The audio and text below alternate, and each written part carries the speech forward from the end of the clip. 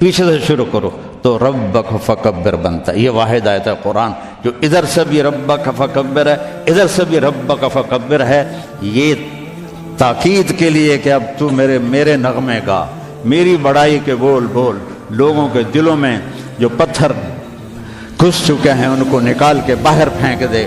تو میرے نبی نے کہا خدیجہ میرا بستر لپیٹ دے، میرے آرام کے دن گئے، میرے رب نے مجھے کہا ہے کہ میں لوگوں کو پیغام سناؤں، میری کون سنے گا، میں کس کو سناؤں، من ادعو ومن یستجیب۔ تو حضرت خدیجہ رضی اللہ عنہ نے عرض کیا یا رسول اللہ انت اول من تدعو وانا اول من استجیب، آپ سب سے پہلے دعوت دیں، میں سب سے پہلے قبول کرتی ہوں۔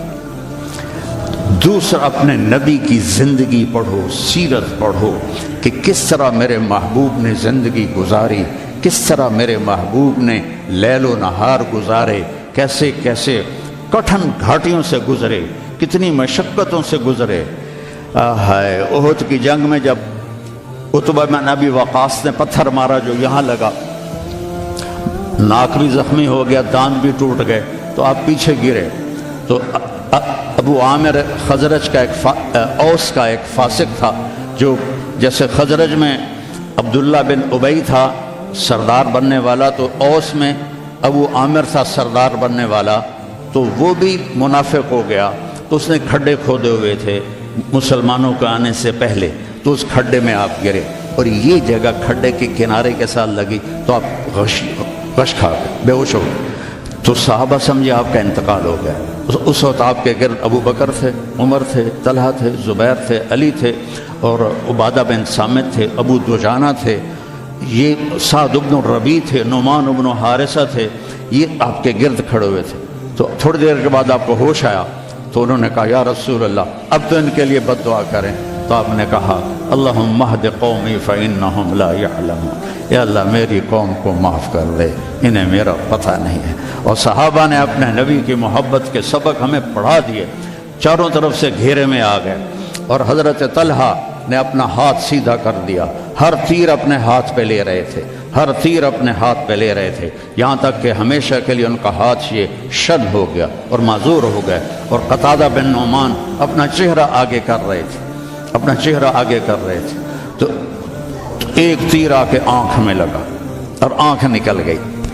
تو انہوں نے ایسے منہ موڑ اللہ کے نبی کی طرف اور رونے لگے، یا رسول اللہ میری آنکھ چلی گئی۔ آپ نے فرمایا آنکھ چاہیے یا جنت چاہیے؟ وہ کہنے لگے جی مجھے دونوں چاہیے، آنکھ بھی چاہیے، جنت بھی چاہیے، میری نئی نئی شادی ہوئی ہے، میری بیگم کو برا لگے۔ تو آپ نے اس کی وہ قیمہ جو بنا ہوا تھا وہ لیا اور یہاں رکھ کے اوپر ہاتھ پھیرا، اللہم اجعلھا احسن عینیہ، یا اللہ اس کی یہ آنکھ دوسری سے خوبصورت کر دے۔ تو وہ جب آنکھیں کھولی تو وہ اس سے زیادہ خوبصورت بن چکی تھی۔ تو انہوں نے میرے نبی کی زندگی کو اپنا کے دکھایا۔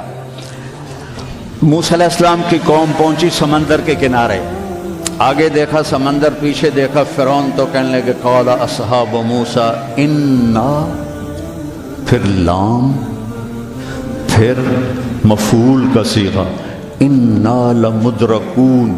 اس کو میں اپنی زبان میں کہوں، موسیٰ مروا کے ہی چھوڑا نا ہمیں، موسیٰ آپ کا کیا بنے گا یہ کوئی فکر نہیں، ہارون آپ کا کیا بنے گا، اپنے نبی کا کوئی فکر نہیں، موسیٰ مروا کے ہی چھوڑا نا۔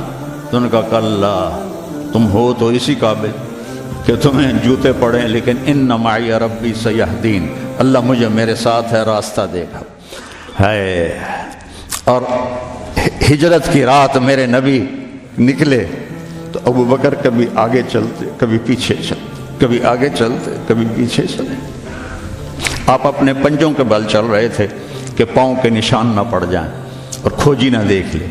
تو پھر آپ نے فرمایا ما لکا یا ابا بکر، ابو بکر کیا ہوا ہے، کبھی آگے آ جاتے ہو کبھی پیچھے ہو جاتے ہو؟ کہا یا رسول اللہ جب مجھے خیال آتا ہے آگے کوئی چھپا ہوا دشمن وار نہ کر دے تو میں آگے ہو جاتا ہوں کہ میرے اوپر آئے، آپ پہ نہ آئے، اور جب مجھے خیال آتا ہے پیچھے سے کوئی آ کے حملہ نہ کر دے تو میں بھاگ کے پیچھے ہو جاتا ہوں کہ آپ کے اوپر وار نہ آئے، میرے اوپر آئے۔ اور پھر جب غار ثور پر پہنچے، جبل ثور، تو آپ چڑھ نہیں سکتے تھے، ساری انگلیوں سے خون نکل رہا تھا، جو کہ آپ ایسے چلے تھے ایسے. ابو بکر نے کندھے پہ بٹھایا اور پورا پہاڑ طے کیا، اوپر لے گئے، آپ کو باہر بٹھایا، سارے سوراخ بند کیے، اور اس کے بعد سوراخ زیادہ تھے تو پگڑی کو اتارا، اس کو پھاڑ کے سوراخ بند کیے. پھر اس کے بعد سوراخ زیادہ تھے، کرتے کو اتارا اور پھاڑ کے سوراخ بند کیے. ایک جس میں سانپ تھا وہاں اپنی ایڑی کو رکھ دیا، کہا مرحباً یا رسول اللہ. آپ اندر آئے تو اندھیرا تھا، آپ کو پتہ نہیں چلا. جب تھوڑی سی روشنی ہوئی تو آپ نے دیکھا نہ کرتا نہ پگڑی. ابو بکر مالک، یہ کیا ہوا ہے؟ ذرا عمامہ کدھر ہے، ذرا کرتا کدھر ہے؟ تو کہا یا رسول اللہ یہ سوراخ تھے، مجھے ڈر ہوا کہ ان میں کوئی چیز آپ کو تکلیف نہ پہنچائے، تو میں نے اپنے کپڑے پھاڑ کے سوراخ بند کیے ہیں. تو ایک دم میرے نبی رونے لگے اور ہاتھ اٹھا کر کہا یا اللہ میں ابو بکر سے راضی ہوں، تو بھی اس سے راضی ہو جا اور اسے جنت میں میرا ساتھی بنا دے. تو ایک دم جبریل آئے، یا رسول اللہ، اللہ تعالیٰ فرما رہے ہیں ہم ابو بکر سے راضی ہو اور جنت میں آپ کا ساتھی بنا دیا. انہوں نے میرے نبی کی زندگی کو یوں سچ کر دکھایا. موسیٰ علیہ السلام کی قوم کو اللہ نے کہا جاؤ ملک شام جا کے عمالقہ سے لڑو.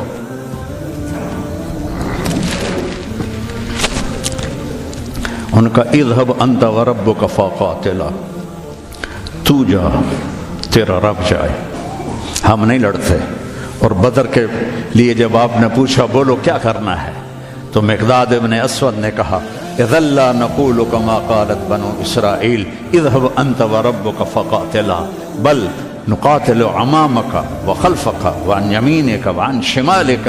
یا رسول اللہ ہم بنو اسرائیل نہیں ہیں کہ کہیں جا اور تو تیرا رب لڑے، ہم آپ کے آگے لڑیں گے، پیچھے لڑیں گے، دائیں لڑیں گے، بائیں لڑیں گے، ہماری لاشوں سے گزر کر وہ جائیں گے. بنو اسرائیل نے سمندر پار کیا، آگے پتھر کے بت کی پوجا ہو رہی ہے. یا موسیٰ اجعل لنا الہا کما لہم آلہہ، یا اللہ موسیٰ ایک خدا ہمیں بھی لے کر دو اس جیسا.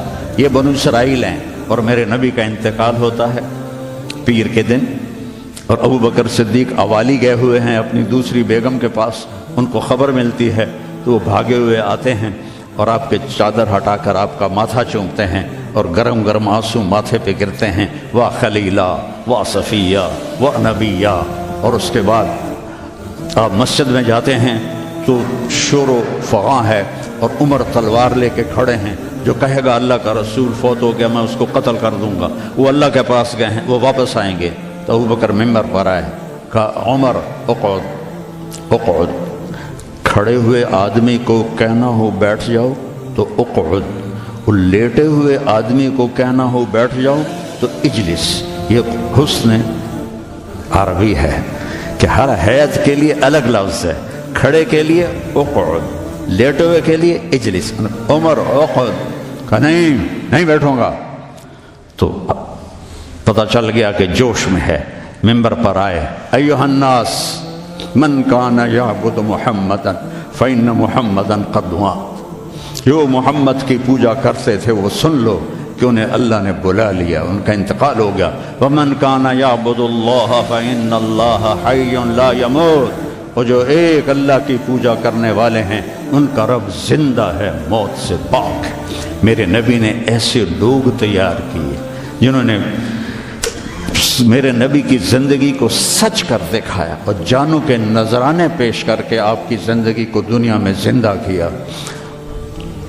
اس لیے واحد جماعت ہے صحابہ کی جن کی زندگی میں ان کو جنت کے وعدے کر دیے گئے. کلن وعد اللہ الحسنی. اس میں سابقین بھی اور لاحقین بھی سب کے لیے جنت کا اللہ تعالیٰ نے وعدہ فرما دیا ہے.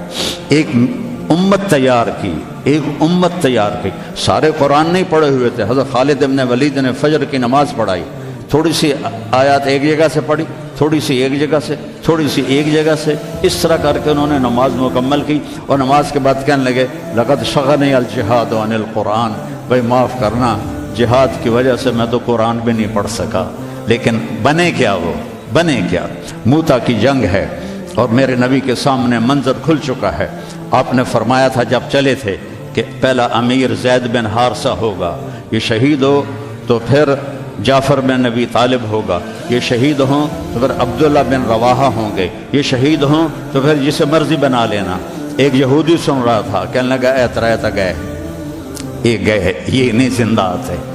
تو اور وہاں 1,00,000 رومی اور 3,000 صحابہ۔ تو حضرت زید بن ثابت شہید ہوئے، اللہ کے نبی نے کہا تقدم زید فقاتل وقتل ودخل الجنہ ثم اخذ الرایۃ جعفر فقاتل وقتل ودخل الجنہ۔ پھر عبداللہ بن رواحہ ایک کونے میں 3 دن سے کچھ نہیں کھایا تھا، گوشت کی بوٹی نوچ رہے تھے کہ آواز پڑی جھنڈا گر گیا ہے عبداللہ، تو انہوں نے وہیں پھینکا۔ پہلے 2 درویش تھے، فقیر تھے، یہ بڑے مالدار تھے۔ پہلے 2 مہاجر تھے، یہ انصاری تھے۔ 4 بیویاں تھیں، باغات تھے، غلام تھے۔ فتردد بعد التردد، تو تھوڑی دیر کے لیے بیوی بچے غلام باغات کا خیال آیا، تو کہنے لگے عبداللہ بیویوں کا خیال ہے سب کو 3 طلاق، باغات کا خیال ہے سارے صدقہ، غلاموں کا خیال ہے سارے آزاد۔ اقسمت یا نفس لتنزلن کارہۃ او لتطاوعن ان اجلب الناس وشد الرن ما لی اراک تکرہین الجنہ قد طالما قد کنت مطمئنہ هل انت الا نطفۃ فی شنہ۔ اے عبداللہ کافی زمانہ گزر گیا ہے زندگی گزارتے ہوئے، چل اپنے ساتھیوں کے ساتھ مل تو بھی۔ اور جھنڈا اٹھایا اور آگے بڑھے، اور آپ نے فرمایا عبداللہ نے جھنڈا اٹھایا اور آگے بڑھے اور قتل ہوئے، اور پھر آپ خاموش ہو گئے تھوڑی دیر کے لیے۔ انصار کہنے لگے کہ ہمارے اوپر قیامت ٹوٹ پڑی کہ کیوں رک گئے۔ دونوں کی دفعہ تو فوراً فرمایا، اب کیوں رک گئے؟ پھر آپ نے کہا وَدَخَلَ الْجَنَّةَ۔ تو انصار نے عرض کی یا رسول اللہ آپ رک کیوں گئے تھے؟ کہا وہ تھوڑا سا اس کے دل میں کھٹک آئی تھی، اس لیے جنت میں جانے میں تھوڑی دیر ہو گئی۔ اب جھنڈا گر گیا، ثابت ابن اکرم نے جھنڈا اٹھایا، کون لے گا یہ جھنڈا؟ انہوں نے کہا تو لے، تو بدری صحابی ہے، تو لے۔ کہا نہیں میرے بس کا نہیں ہے۔ کسی نے آواز دی خالد کو دو۔ خالد کی پہلی جنگ تھی، صلح حدیبیہ کے بعد ایمان لائے، اور ان کی پہلی جنگ تھی۔ وہ فرمانے لگے بھائی میں تو ابھی مسلمان ہوا ہوں، کسی اور کو جھنڈا دو۔ کہا نہیں، سب نے کہا بس خالد۔ انہوں نے ایک ہاتھ میں جھنڈا لیا، اور جب یوں تلوار کو جب اٹھایا نا، تو میرے نبی نے فرمایا ثم صلی اللہ سیفا من سیوفہ، اب اللہ نے اپنے تلواروں میں سے ایک تلوار کو نعم سے باہر نکالا ہے، اور انہوں نے ساری رومیوں کی فتح کو شکست میں تبدیل کر دیا۔ 9 تلواریں ان کے ہاتھ سے ٹوٹیں لڑتے لڑتے، اور اتنا رعب چھا گیا کہ پورے روم میں دہشت پھیل گئی خالد ابن ولید کی۔ یہ لوگ میرے نبی نے تیار کیے تھے، ایک امت بنائی تھی، یہ میرے نبی کا عظیم ترین کارنامہ ہے، اور اولین اور آخرین کا سب ایک جذبہ تھا۔ حضرت عمر کی مجلس میں ابو سفیان، اکرمہ بن ابی جہل، حارث بن ہشام، سہیل ابن عمر بیٹھے ہوئے ہیں۔ تو حضرت بلال آ گئے، کہنے لگے آپ لوگ تھوڑا پیچھے ہو جاؤ۔ پھر حضرت عمار آئے، آپ نے کہا آپ لوگ تھوڑا پیچھے ہو جائے۔ پھر حضرت صہیب آئے، آپ نے کہا تم لوگ تھوڑا پیچھے ہو جاؤ۔ پھر حضرت مقداد آئے، آپ نے کہا تم لوگ تھوڑا پیچھے ہوتے ہوتے جوتیوں پہ جا بیٹھے۔ مہاجرین اولین کو آگے بٹھایا، تو یہ غصے سے باہر نکل آئے، اور ابو سفیان کہنے لگے دیکھتے ہو عمر نے ہمارے ساتھ کیا کیا ہے؟ تو سہیل ابن عمر کہنے لگے صحیح کیا ہے، وہ ہم سے پہلے ایمان لائے تو وہ آگے نکل گئے، ہم بعد میں ایمان لائے تو ہمیں تو پیچھے ہی رہنا ہے۔ تو کہنے لگے اگر آخرت میں پیچھے رہ گئے تو پھر کیا ہوگا؟ یہ فتح مکہ کے مسلمان ہیں، فتح مکہ پھر کیا ہوگا؟ تو سارے گھبرا کے حضرت عمر کے پاس آئے کہ ہم نے دیکھ لیا ہے جو تو نے کیا ہے ٹھیک کیا ہے، چلو ہم پیچھے رہ گئے ہیں، لیکن کوئی طریقہ بتاؤ کہ آگے نہیں بڑھ سکتے تو جنت میں ساتھ تو ہو جائے۔ تو انہوں نے فرمایا انہوں نے جہاد میں جان دی تھی، تم بھی جانیں لگا دو تو تم بھی ان کے ساتھ ہو جاؤ گے۔ تو 400 قریشی سردار مکہ سے نکلے، 400، اور حارث ابن ہشام ابو جہل کے چھوٹے بھائی ہیں، اتنے ہر دل عزیز تھے جب یہ نکلے تو سارا مکہ چھوڑنے باہر آیا اور سب رو رہے تھے، بچے بچیاں مرد عورت۔ تو حارث بن ہشام کھڑے ہو گئے، کہنے کہ یا اہل مکہ، اے اہل مکہ، اللہ کی ذات کی قسم، مکے سے محبوب کوئی شہر نہیں، تم سے محبوب کوئی لوگ نہیں، لیکن ایک داعی نے آواز لگائی، اس پر ہمارے غلاموں نے لبیک کہا۔ آج وہ اتنا آگے جا چکے ہیں کہ اگر ہم یہ سارے مکے کے پہاڑ سونا بنا کے خرچ کر لیں تو ان کے ایک مٹھی جو کا اجر بھی نہیں پا سکتے۔ تم اپنی جانوں کا نذرانہ پیش کریں گے کہ آگے نہیں تو برابر تو ہو جائیں۔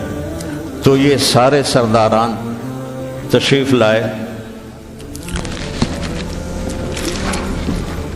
اجنا دین کی جنگ ہو رہی تھی، اس میں شرکت کی، اس میں فتح ہوئی۔ پھر یرموک کی جنگ ہوئی جو فیصلہ کن جنگ تھی، جس نے شام کا فیصلہ کر دیا ہمیشہ کے لیے۔ 9 دن یہ جنگ چلتی رہی، کبھی ایسے کبھی ایسے، کبھی ایسے کبھی ایسے، اور ایک دن ایسا ہوا کہ مسلم صحابہ دبتے دبتے دبتے عورتوں کے خیموں تک آ گئے، اتنے قدم اکھڑے کہ عورتوں کے خیموں تک آ گئے۔ تو حضرت اکرمہ رضی اللہ تعالیٰ عنہ نے اپنی تلوار کی نیام کو توڑ دیا اور لوہے کے ٹوپی کو اتار کے پھینک دیا، کہا من یبایعنی علی الموت، یا اللہ ہمیں موت دے گا یا فتح دے گا۔ تو حضرت خالد بن ولید اور اکرمہ رشتہ دار ہیں، تو خالد بن ولید نے ان کا ایسے ہاتھ پکڑ لیا، نا نا نا نا نا نا، ابھی تمہاری ہمیں ضرورت ہے، یہ نہ کرنا یہ نہ کرنا۔ تو انہوں نے کہا الیک عنی، دور ہو جا مجھ سے، انی و ابی کان من اشد الناس عداوۃ لرسول اللہ و افر منکم اليوم، میں اور میرا باپ ساری زندگی دشمن اسلام رہے، آج ہی تو داغ دھونے کا وقت آیا اور میں بھاگ جاؤں۔ ان لک سابقۃ، تو مجھ سے پہلے ایمان لا چکا ہے اور آگے بڑھ چکا ہے، پیچھے ہٹ جا، میرے راستے میں حائل نہ ہو۔ تو سب سے پہلے ان کے بیٹے عامر بن اکرمہ نے بیعت کی، پھر حارث بن ہشام، سہیل بن عمر، زرار بن اوزر، ابو سفیان بن حرب، ان سارے سرداروں نے بیعت کی، اور سب نے اپنے خود لوہے کی ٹوپیاں پھینک دیں اور تلواروں کی نیامیں توڑ دیں اور شیر کی طرح حملہ آور ہوئے، اور سارے روم کو پلٹا کے پیچھے پھینک دیا۔ اور جب روم کے قدم اکھڑ گئے تو خالد بن ولید فوراً بھاگے بھاگے واپس آئے کہ میں پتہ کروں کہ اکرمہ کس حال میں ہے اور عمر کس حال میں، رشتہ ایک مخزومی ہے نا دونوں۔ تو جب عمر کو دیکھا تو وہ ختم ہو چکے تھے، جب اکرمہ کو دیکھا تو ان میں کچھ سانس باقی تھا، تو انہوں نے ان کا سر اپنی گود میں لیا اور منہ میں تھوڑا پانی ٹپکایا اور ان کے بیٹے عمر کا سر یہاں رکھ لیا، یہاں۔ تو ان کی آنکھیں کھلی کر کون ہو؟ کہا میں خالد ہوں۔ کہا کیا کیا اللہ تعالیٰ نے؟ کہا اقر عینک، اپنی آنکھیں ٹھنڈی کر، اللہ نے فتح دی۔ کہا اچھا، عمر کو کہہ دینا جو تم نے کہا تھا وہ ہم نے کر دیا، جو تم نے کہا تھا وہ ہم نے کر دیا، اور جان نکل گئی۔ تو حضرت خالد بن ولید کو حضرت عمر پہ غصہ آ گیا۔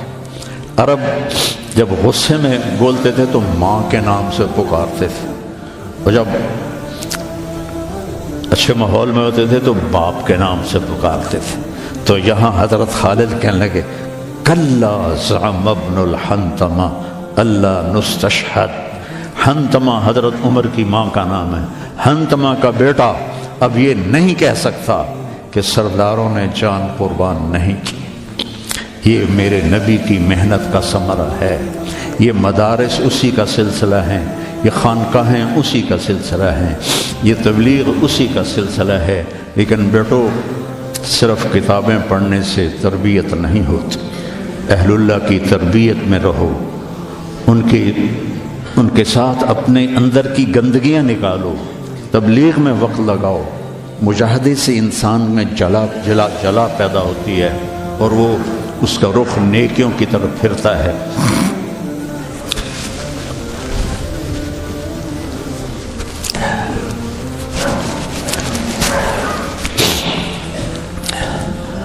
تو نیت کرتے ہو سارے؟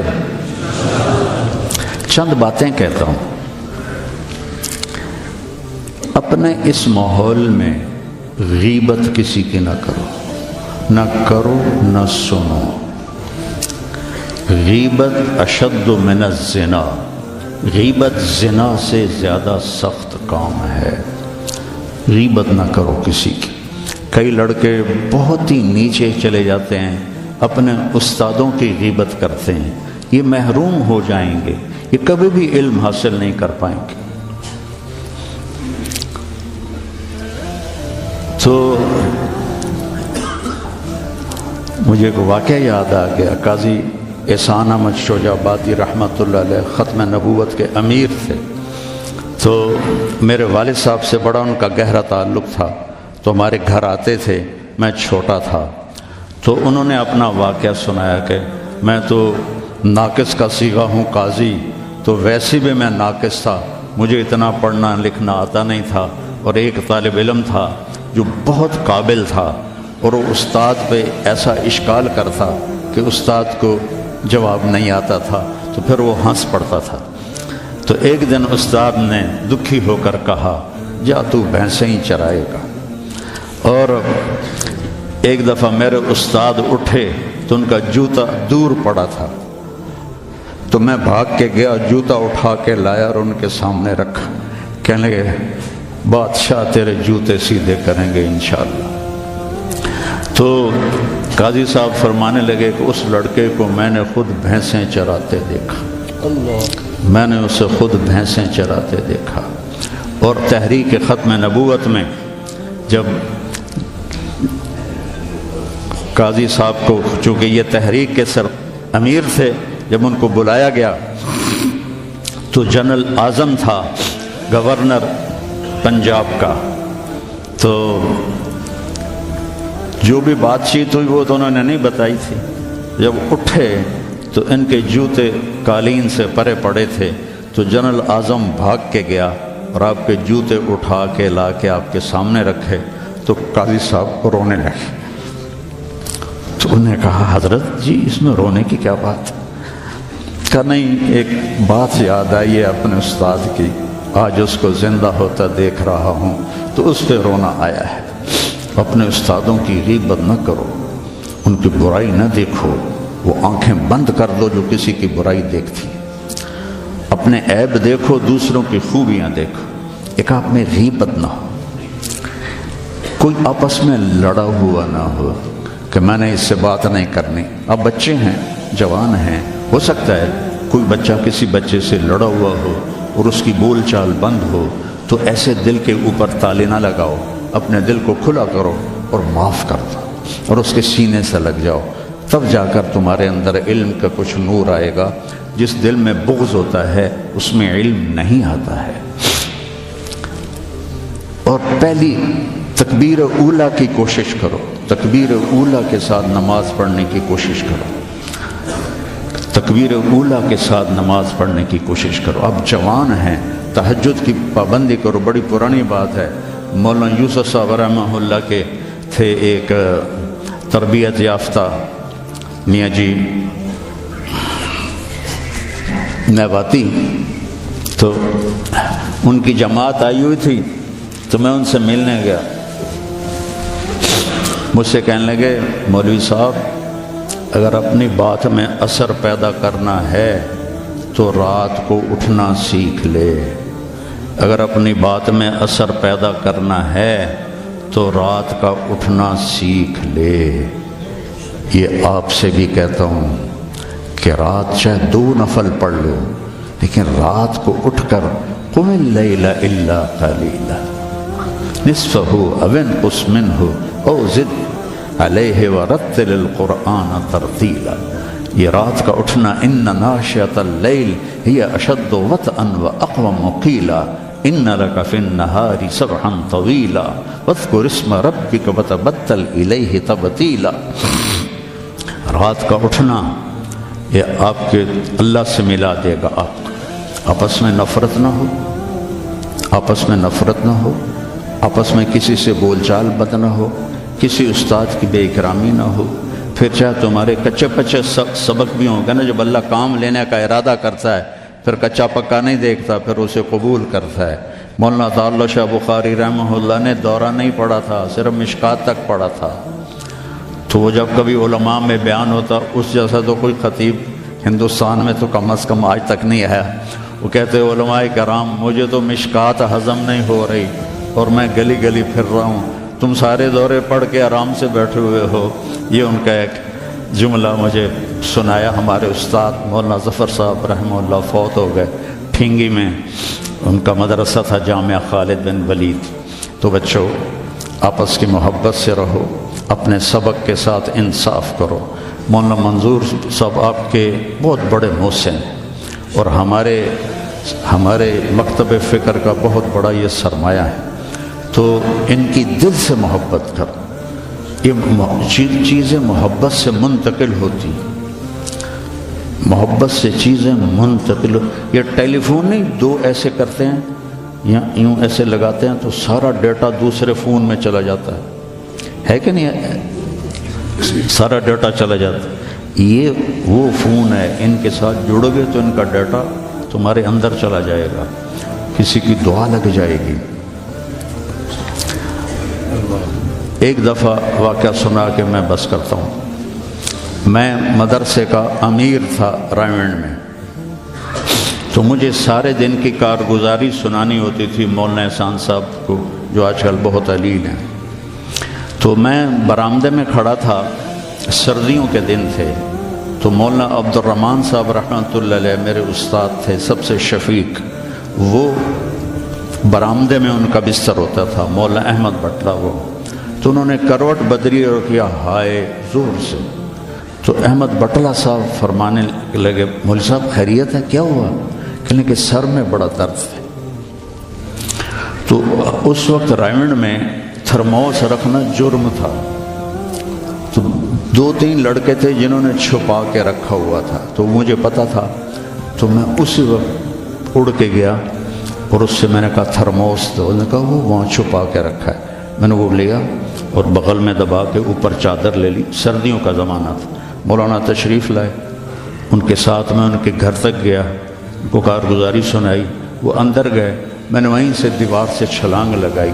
یہ 72-73 کی بات ہے، جب کوئی بازار نہیں تھا رائمنڈ میں، 2-3 صرف چھوٹے چھوٹے ہوٹل تھے اور 10 بجنے والے تھے، اور اس وقت سناٹا ہوتا تھا۔ میں نے کہا یا اللہ، چائے بھی مل جائے اور سر درد کی گولی بھی مل جائے تو آج میرا کام بن جائے گا۔ تو میں نے سارا دیکھا تو سب ہوٹل بند، ایک ہوٹل بند تھا لیکن تھوڑا سا کیواڑ کھلا ہوا تھا اور اندر سے روشنی آ رہی تھی، وہ انور نام کا ایک ساتھی تھا مرحوم، اس کا ہوٹل تھا۔ میں اندر گیا، میں نے کہا بھائی انور چائے چاہیے؟ کہا بھائی میں تو تھک گیا ہوں سارا دن، تو خود بنا لے۔ تو وہ سٹوو ہوتا تھا ہوا والا، وہ میں نے چائے بنائی، تھرموس میں ڈالی۔ میں نے کہا کوئی سر درد کی گولی ہے تیرے پاس؟ اب چائے کے کھوکھے پر کھوکھا، سر درد کی گولی کا کیا کام ہے؟ کہنا کہ وہ پھٹے پر دیکھو شاید کوئی پڑی ہو۔ تو میری تقدیر میرا ساتھ دے رہی تھی، میں نے دیکھا تو ایک ساری ڈان ہوتی تھی اس وقت، وہ سر درد کی گولی تھی، جیسے آج کل پیناڈول ہے، وہ ساری ڈان پڑی تھی۔ میں نے کہا لے بھائی آج کام بن جائے گا۔ میں نے وہ لی اور دوڑ لگائی، اور جب مولانا چادر لے کے پڑھتے تو میں نے ایسے پاؤں دبائے، تو انہوں نے سر سے رضائی ہٹائی، مجھے دیکھا، کیا بات؟ میں نے کہا جی یہ چائے ہے، یہ گولی ہے، آپ کھا لیں، آپ کے سر میں درد۔ تو ان کے منہ سے کلمات نکلے، اس کا میں ثمرہ ہوں، اپنی ذات میں کچھ نہیں، میرے استاد کی دعا مجھے لگی۔ ان کے چہرے پر اتنی خوشی آئی، وہ بڑبڑاتے ہوئے، الفاظ مجھے سمجھ میں نہیں آ رہے تھے لیکن میرے لیے دعا فرما رہے تھے۔ تو ایسے موقع تلاش کیا کرو کہ آپ کو استاد کی خدمت کا موقع ملے، تو ان کے منہ سے دعا نکلے اور آپ کے کام بن جائیں۔ تو سارے بچے اس کی نیت کرو، اپنی پڑھائی کے ساتھ انصاف کرو، آپس میں پیار محبت سے رہو۔ نیت کرتے ہو نا سر؟ اللہم لکل او نکاح ہے. لو مفتی امجد کی بیٹی کا نکاح ہے. بسم اللہ الرحمن الرحیم. یا ایھا الناس انا خلقناکم من ذکر و انثی وجعلناکم شعوبا وقبائل لتعارفوا ان اکرمکم عند اللہ اتقاکم. وقال النبی صلی اللہ علیہ وسلم اعظم النکاح برکۃ ایسرہ مؤونہ. جی بیٹا اسامہ، عائشہ سید عائشہ بنت مفتی امجد کو مہر فاطمی کے وضع کے نکاح میں دیا. قبول ہے؟ قبول ہے. بڑے زور نال بولے. ہمارا ایک ذمہ دار دوست تھا، اس کے گاؤں کا ایک بچہ کنڈکٹر لگ گیا بس میں. تو کنڈکٹر کا کام ہوتا ہے ڈرائیور کو کہنا استاد جی آن دیو، استاد جی جان دیو، استاد جی کٹ لو موڑ لو. اس کا نکاح ہو رہا تھا تو مولوی صاحب نے اس سے کہا ابھی ٹھہر جا بات تو کرنے دے. تو مولوی صاحب نے اس سے کہا فلاں فلاں کی بیٹی اتنے مہر کے ساتھ تیرے نکاح میں دی، تجھے قبول ہے؟ تو کہتا آن دیو. تو اس کے بھائی نے اس کو ایسے کونی ماری، کہتا جان دیو.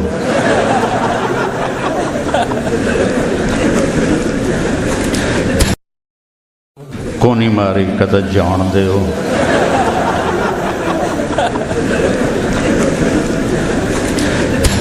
تو مولوی صاحب نے کہا اے آن دیو جان دیو نال تیرے نکاح نہیں ہوئے گا. تو کہا میں نے قبول کیا. تو اللہ برکت دے. اللہم لک الحمد انت اہلہ. ہاں ہاں ہاں ہاں بھائی، اللہ تعالیٰ نے میرے اوپر یہ احسان کیا. میں جب پڑھتا تھا تو میرا ساتھ خارجی مطالعہ بہت تھا. اللہ نے ذہن اچھا دیا تھا تو اپنی کتابوں سے فارغ ہو کر خارجی مطالعہ کرتا تھا. تو ہمارے ہاں عام معمول نہیں ہے اجازت حدیث کا، سند کے سافل اور عالی ہونے کا کوئی زیادہ رواج نہیں ہے. عرب میں بہت ہے. تو مجھے پتہ تھا کہ سند عالی بھی ہوتی ہے، سافل بھی ہوتی ہے. تو دورے کے آخری دنوں میں نے خیال دوڑایا کہ کس سے جا کے اجازت لی جائے. تو مولانا عزیر گل رحمۃ اللہ علیہ شیخ الہند کے براہ راست شاگرد تھے. تو وہ رہتے تھے سخا کوٹ کے آگے گاؤں تھا. تو میں نے رائمنڈ میں، ہم جامعہ رشیدیہ میں دورہ کرتے تھے. جب رائمنڈ میں دورہ نہیں تھا، مولانا عبداللہ صاحب رائے پوری ان کی وجہ سے ہمیں وہاں بھیجتے تھے. تو کوئی لڑکا تیار نہ ہوا میرے ساتھ. تو ایک فتح جنگ کا تھا اور ایک بنو کا. میں نے ان سے کہا تمہارا تو گھر بھی ادھر ہے، تم تو میرے ساتھ چلو، میں نے تو واپس ملتان آنا ہے. وہ تیار ہو گئے. ہم سخا کوٹ پہنچے. ان کے بیٹے تھے عبدالرؤف صاحب رحمہ اللہ، کپڑے کی دکان. تو ہم نے ان سے کہا کہ جی اس طرح ہم آئے ہیں اجازت حدیث کے لیے. تو ہنس پڑے، کہنے لگے انہوں نے مولانا عبدالحق کوڑا خٹک والوں کو اجازت نہیں دی تو تم کون ہو؟ تمہیں تو وہ جانتے بھی نہیں، وہ دیتے ہی نہیں، ناراض ہو جاتے ہیں. تو مولانا محمد میاں صاحب تھے رحمۃ اللہ علیہ، ہم اس میں جامعہ مدنیہ میں. تو وہ حضرت شیخ مولانا مدنی رحمہ اللہ کے خلیفہ تھے. انہوں نے اپنے بیٹے کو بھیجا، اس کو بھی نہیں دی. ہم نے کہا جی آپ پھر ہماری ملاقات کرا دیں. میں نے کہا چلو ملاقات کرا دیتا ہوں.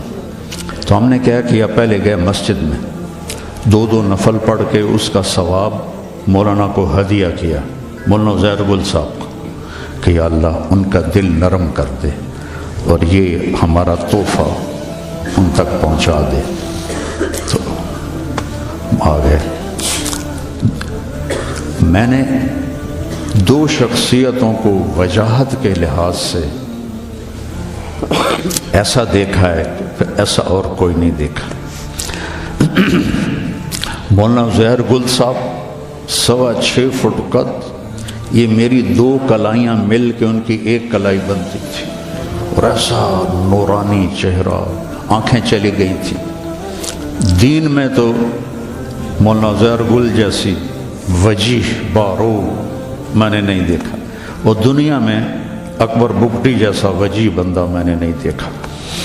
2 دفعہ مجھ سے ملنے گئے تھے یہی تبلیغ کے سلسلے میں، تو وہ کہنے لگے کون ہو؟ نابینا ہو گئے تھے، یہ لاٹھی ہاتھ میں تھی۔ تو میں متکلم تھا، میں نے کہا جی ہم طلبہ ہیں، رائمنڈ سے پڑھا ہے، سائیوال میں دورہ کیا ہے، اور اب ہم آپ سے اجازت حدیث کے لیے حاضر ہوئے ہیں۔ وہ تو جلال میں آ گئے، جیسے ان کے بیٹے نے کہا تھا، اتنا غصے ہوئے، میں جاہل، میرے پاس کیا لینے آئے ہو، مجھے کچھ نہیں آتا، ایسے آ گئے ہو۔ کافی دیر ڈانٹتے رہے، اور اس میں ایک بات ان کے منہ سے نکلی، بغیر کتاب کے کوئی اجازت نہیں ہوتی۔ ان کو خیال تھا کہ ہم ویلے ہی آ گئے ہیں۔ تو جب ان کا غصہ تھوڑا سا ٹھنڈا ہوا تو ان کے بیٹے نے ایسے کیا کہ نہیں بولنا۔ میرے دونوں ساتھی نے مجھے ایسے کیا، ہمت کرو ہمت کرو۔ اب میں 2 کشتیوں پہ ہو گیا۔ ان کا بیٹے کہہ رہے ہیں، اور واقعی لگتا تھا یہ ڈنڈا کہیں ہمیں سر پہ نہ مارے۔ تو میں نے کہا حضرت کتاب ہمارے پاس ہے، ہم کچھ پڑھ کے سنا دیتے ہیں، اگر آپ کو اچھا لگے تو ہمیں اجازت دے دیں، اگر اچھا نہ لگے تو ہمارے لیے بہت بڑی سعادت ہے کہ شیخ الہند کے شاگرد سے کے سامنے ہم نے حدیث پڑھی۔ تو ان کا ڈنڈا یہاں رکھا ہوا تھا، یہاں ایسے، تو انہوں نے وہ ڈنڈا وہاں سے ہٹا کے یہاں رکھ لیا، یہاں ایسے۔ وہ کافی دیر اس کیفیت میں بیٹھے رہے، ایک دم کہنے لگے اچھا پڑھو۔ تو میں نے یہ پہلی حدیث جو تھی انما الاعمال بالنیات، پہلی حدیث میں نے پڑھی، دوسری مولوی عبد الودود تھے فوت ہو گئے انہوں نے پڑھی، تیسری مولوی اسحاق نے پڑھی۔ تو طریقہ ہوتا ہے کہ اول اور آخر پڑھا جاتا ہے۔ تو جب کتاب میں نے لے کے ورق الٹنے شروع کیے کہ آخری حدیث پڑھوں، تو ورق گردانی کی آواز کانوں میں آئی، کہنے کہ بس بس کافی ہے کافی ہے، میں تم تینوں کو اجازت دیتا ہوں، لیکن ایک شرط ہے، میں نے آج تک کسی کو اجازت نہیں دی، تم نے کسی کو بتانا نہیں کہ میں نے تمہیں اجازت دی۔